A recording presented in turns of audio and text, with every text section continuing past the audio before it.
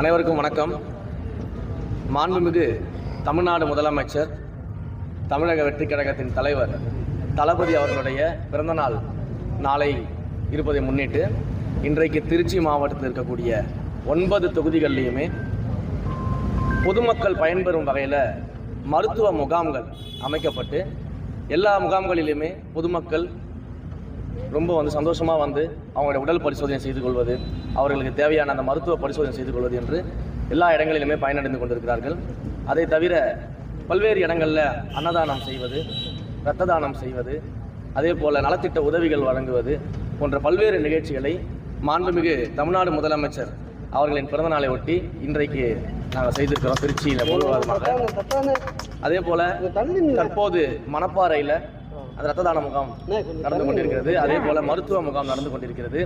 இந்த முகாமை காலையில் மணப்பாறையினுடைய சட்டமன்ற உறுப்பினர் அன்பு சகோதரர் திரு கதிரவன் அவர்கள் துவங்கி வச்சார். இன்றைக்கு அந்த முகாமை அப்படியே பார்த்துட்டு அந்த மக்களை சந்திச்சுட்டு இன்னொரு அன்னதான விழா நடக்க இருக்கிறது. திரு கதிரவன் அவர்களுடைய ஏற்பாட்டில் அந்த அன்னதானத்தையும் துவக்கி வச்சுட்டுருக்காக நாங்கள் இங்கே வந்திருக்கோம்.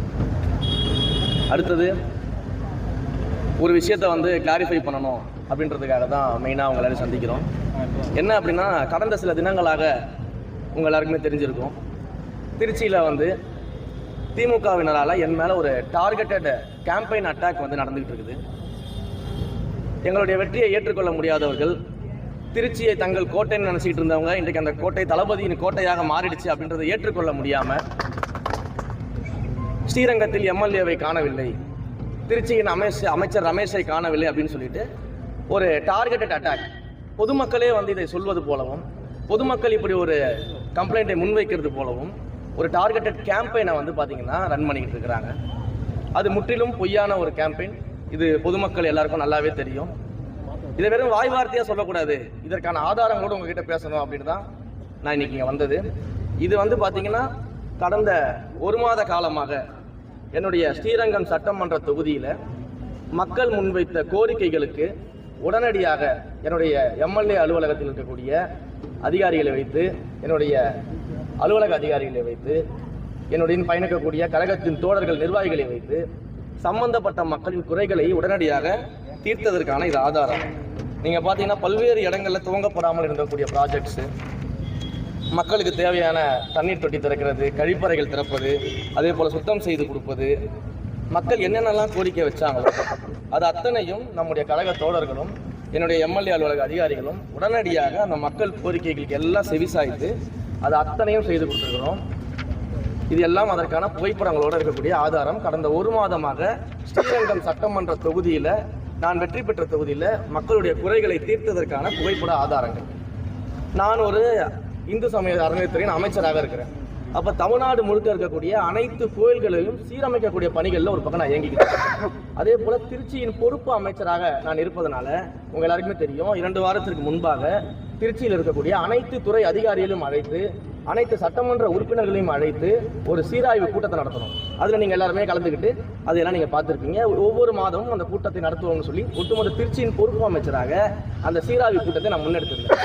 அதே சமயத்தில் ஸ்ரீரங்கத்தின் சட்டமன்ற உறுப்பினராகவும் என்னுடைய பணி எங்கத்தையும் தடைபற்றக்கூடாது, நான் ஸ்ரீரங்கம் சட்டமன்ற தொகுதிக்குள்ளே இருக்கணும் இல்லையோ, ஆனால் பணிகள் நடந்து கொண்டே இருக்கணும் அப்படின்றதுக்காக என்னுடைய கழக தோழர்களையும் என்னுடைய எம்எல்ஏ அலுவலக அதிகாரிகளையும் வைத்து இவ்வளவு தூரம் இந்த கடந்த மாதங்களில் எங்களுக்கு வந்த புகார்களின் மீது நடவடிக்கை எடுத்திருக்கிறோம்.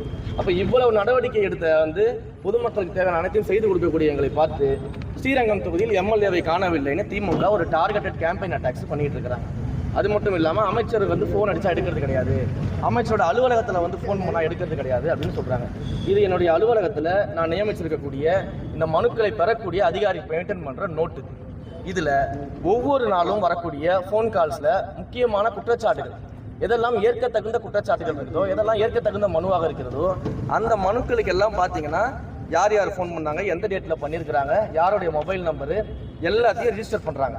ரிஜிஸ்டர் பண்ணி என்னுடைய கவனத்துக்கு கொண்டு வராங்க. அப்போ இதன் மேலெல்லாம் நாங்கள் நடவடிக்கை எடுக்கிறோம். இந்த ரிஜிஸ்டரை என்னுடைய எம்எல்ஏ அலுவலகத்தில் மெயின்டைன் பண்ணிக்கிட்டு இருக்கிறாங்க. எவ்வளோ கால்ஸ் அட்டன் பண்ணுறோம், எவ்வளோ புகார்கள் அட்டன் பண்ணுறோம்னு சொல்லிட்டு, இது அனைத்திற்கும் மேலே நாங்கள் எந்தெந்த புகார்களை எல்லாம் சரி செய்து கொடுத்துருக்கிறோமோ அந்த புகார்களுக்கு பொதுமக்களிடமிருந்து நன்றி கடிதம், இது எல்லாமே என்னுடைய தொகுதியில் இருக்கக்கூடிய ஸ்ரீரங்கம் சட்டமன்ற தொகுதியில் இருக்கக்கூடிய மக்கள் நாங்கள் முடித்து கொடுத்த பணிகளுக்காக எனக்கு நன்றி தெரிவித்து எழுதிய கடிதங்கள், சங்கங்கள்லேருந்து எல்லா மக்களும் எனக்கு நன்றி தெரிவித்து கடிதம் எழுதியிருக்கிறாங்க. இந்த கடிதத்தையும் என்னிடம் என்னுடைய தோழர்களும் எம்எல்ஏ அலுவலக அதிகாரிகளும் கொண்டு வந்து சேர்க்கிறாங்க.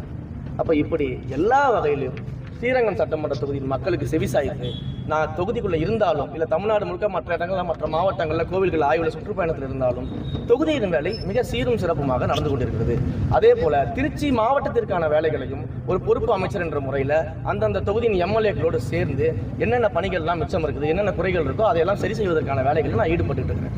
அப்போ இந்த அளவுக்கு ஈடுபடக்கூடிய என்னை பார்த்து இந்த திமுகவினர் வேண்டுமென்றே டார்கெட் செய்து கொண்டு எம்எல்ஏவை காணவில்லை, அமைச்சரை காணவில்லை ஒரு பொய்யான புகாரை மக்கள் சொல்வதாக இவர்களே ஒரு டார்கெட்டட் கேம்பெயின் அட்டாக்ஸ் என் மீது நடத்திக்கிட்டு இருக்கிறாங்க. இதனால ஒரு காலமும் எந்த பிரயோஜனமும் கிடையாது. ஏன்னா மக்கள் மிக தெளிவாக எங்களை ஆதரிக்கிறாங்க.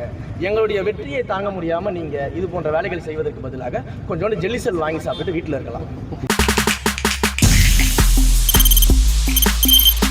தவிர்க்க முடியாத தம்ப்நெயில்ஸ், கலக்கலான கண்டென்ட்ஸ், சினிமாவும் சீரியஸ் பிரச்சனைகளும், பல வருடங்கள் இடைவெளிக்கு பிறகு இந்த படத்துல ஒரு கலகலப்பும் கைகலப்பும் போயிட்டே தான் இருக்காரே தவிர பிரேக்கே இல்லாமல் பிரேக்கிங் நியூஸ் சொல்லும் தந்தி டிவி ஆப். இன்ஸ்டா தலைமுறை வரை இறங்கி அடிக்கும் தந்தி டிவியின் டிஜிட்டல் எக்ஸ்க்ளூசிவ். அது தண்ணிக்குள்ள போகும்போது ஹேங் ஆயிடுச்சு. உங்களுக்கு விஜய் சார் எந்த அளவுக்கு ரொம்ப பிடிக்கும்? Of course, Malayalis are huge Vijay sir fans. ரெண்டு பேருமே ரொம்ப பிடிக்கும் எனக்கு. தந்தி டிவி ஆப்பை இலவசமா டவுன்லோட் செய்யுங்க. ஃபாலோ பண்ணுங்க, சப்ஸ்கிரைப் பண்ணுங்க, என்ஜாய் பண்ணுங்க.